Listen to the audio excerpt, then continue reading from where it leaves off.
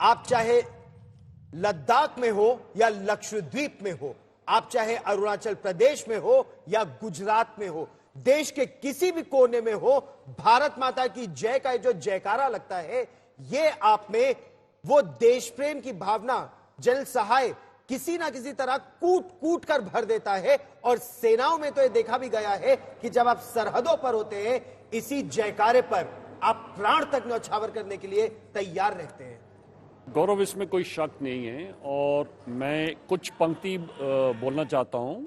दे सलामी इस तिरंगे को जिससे तेरी शान है, सर हमेशा ऊंचा रखना जब तक तुझ में जान है। ये आपका कर्तव्य है और चाहे आप यूनिफॉर्म में हो या ना हो, कर्तव्य आपका देश के प्रति होना चाहिए। ये जरूरी है कि यूनिफॉर्म पहन के कि हम जो है देश की रक्षा करते हैं, वो हमारा काम है, परंतु अंदरूनी रक्षा भी सब लोगों का, सब सिटीजन्स का काम है। डिफेंस फोर्सेस एक आर्थिक सुरक्षा प्रदान करती हैं, परंतु देश का विकसित उसके अंदर से पैदा होता है, जहां पर लोग अपना अपना काम करते हैं, कुछ भी काम करें जी। तो ये बहुत जरूरी है देशवासियों के लिए कि हिंदुस्तान और अपना तिरंगा बिल्कुल आगे और सबसे ऊपर रहे।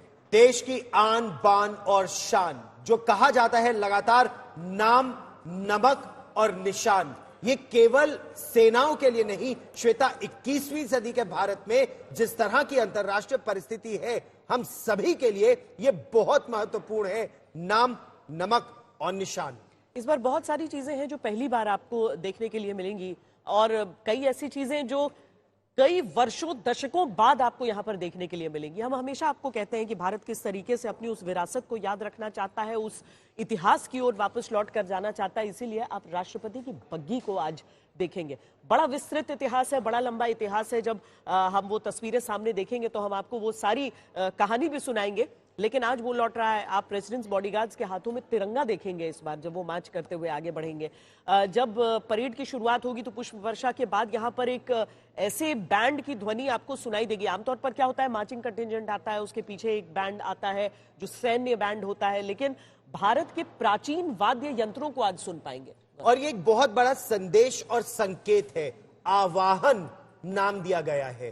भारत के वाद्य यंत्र वो आपके रोम रोम में वो ऊर्जा भर देते हैं। और प्राचीन काल से इस बार की जो 26 जनवरी की परेड है, उसका पूरा का पूरा लक्ष्य यही है कि आप अपनी पुरानी विरासत को समझिए, अपनी पुरानी शक्ति को समझिए और उस शक्ति से ऊर्जा पाकर एक विकसित भारत बनाइए। ये इस वर्ष प्रयास है। और इसी श्रेणी में अगर हम बात करें भारत के जो सामरिक संबंध है, एयर मार्शल चोपड़ा, हम बात कर रहे हैं भारत और फ्रांस की प्रगाढ़ मित्रता की। और यह मित्रता केवल राष्ट्रपति मैक्रोन और प्रधानमंत्री नरेंद्र मोदी की मित्रता ही नहीं, यह ऐसी मित्रता है जो टाइम टेस्टेड है 1947 से। बिल्कुल, जैसे गौरव आपने कहा कि ये टाइम टेस्टेड रिलेशनशिप है। देखिए 1954 में जो फ्रेंच टेरिटरीज थी, पौंडीचेरी और 3-4 टेरिटरीज थी, वेरी स्मूथली उन्होंने दे दिया। हमको कोई गोवा या हैदराबाद जैसा ऑपरेशन नहीं करना पड़ा।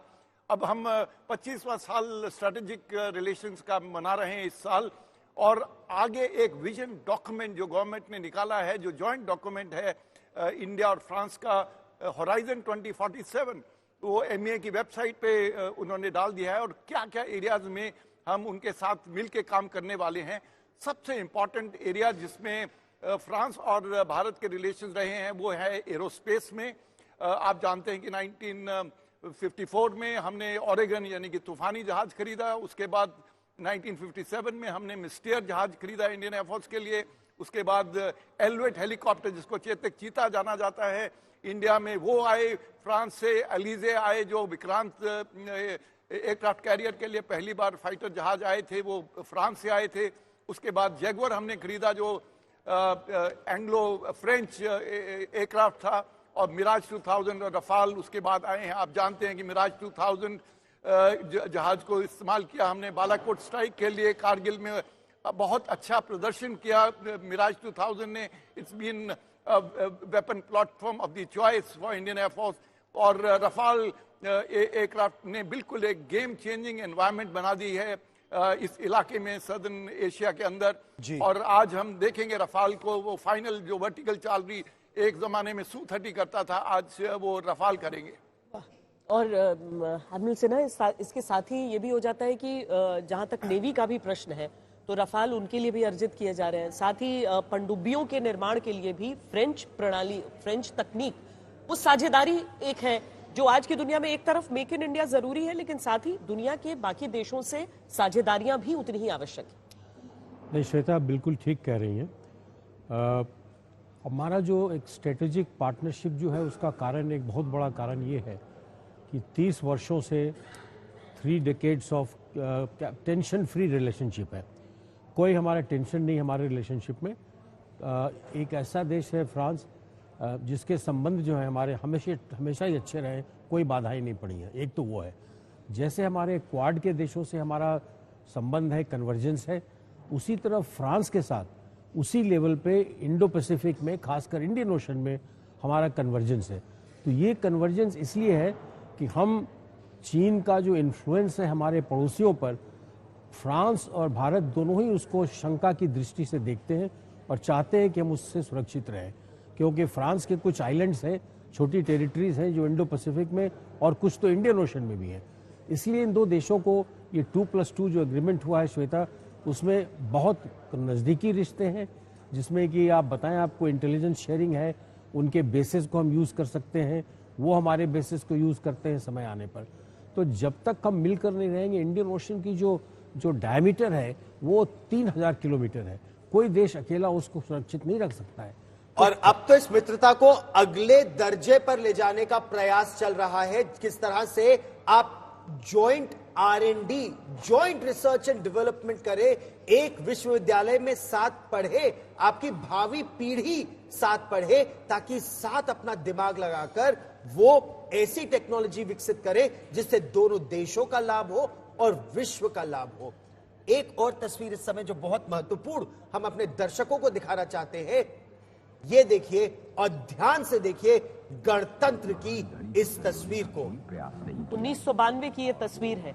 घाटी में आतंक अपने चरम पर था, 90 का दशक है। आप समझ ही सकते हैं किस तरह की परिस्थितियां रही होंगी। 26 जनवरी का समय है तो कड़ाके की ठंड भी पड़ रही थी, लेकिन कड़ाके की ठंड के बीच आप इन्हें देखिए, हमारे प्रधानमंत्री नरेंद्र मोदी, तब महज एक कार्यकर्ता जो पहुंचे थे श्रीनगर के लाल चौक पर वहां झंडा फहराने के लिए, और वहां झंडा फहराया गया था, भारत का झंडा फहराया गया था वहां पर। आज कश्मीर की सूरत बदल चुकी है, आज कश्मीर का जो मुकद्दर है वो भी बदल चुका है, लेकिन उस दिन की ये तस्वीर देखिए जब भारत माता की शान के लिए वहां पर तिरंगा फहराया गया था। यह आसान नहीं था, ये बहुत कठिन होता था। जो सत्तारूढ़ दल होते थे वो भी कोशिश करते थे कि आप ये न करें कि कहीं गड़बड़ी न फैल जाए। आप सोचिए कितनी हीन भावना उस समय रही होगी कि अपना झंडा अपने देश में फहराने के लिए लोग हिचकिचाते थे। और ये तस्वीर देखिए, ये तस्वीर एक और बड़ी कहानी कहती है, और वो कहानी है दृढ़ संकल्प की।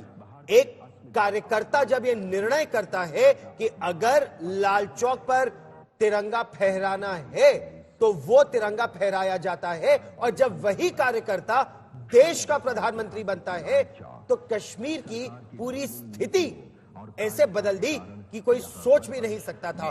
श्वेता, जो लोग कहते थे कि तिरंगे को कंधा देने वाला नहीं रह जाएगा, वो ये तस्वीर देख ले और आज की स्थिति देख ले।